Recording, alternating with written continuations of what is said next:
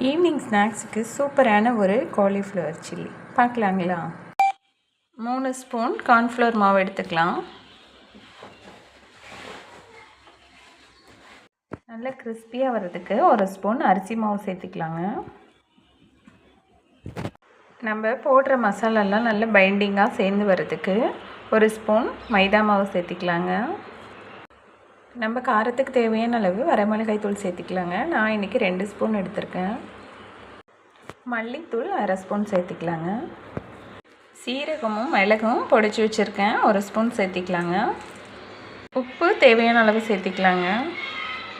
ஒரு எலுமிச்சை பழத்தோட சாறு சேர்த்திக்கலாங்க.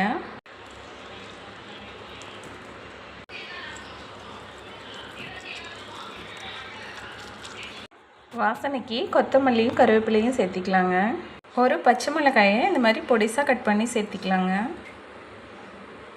லைட்டாக தண்ணி தெளித்து மிக்ஸ் பண்ணி விட்டுக்கலாங்க.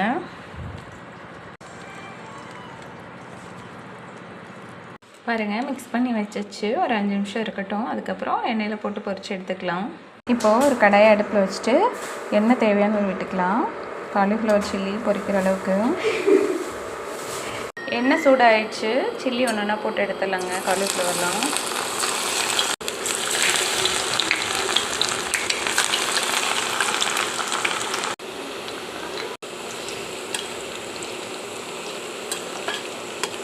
சில்லிக்கு நம்ம மசாலாலாம் மிக்ஸ் பண்ணும்போது கொஞ்சம் இஞ்சி போட்டு பேஸ்ட்டு போட்டுக்கோங்க. நான் போட்டேன், அந்த வீடியோவில் காமிக்க மறந்துட்டேன்.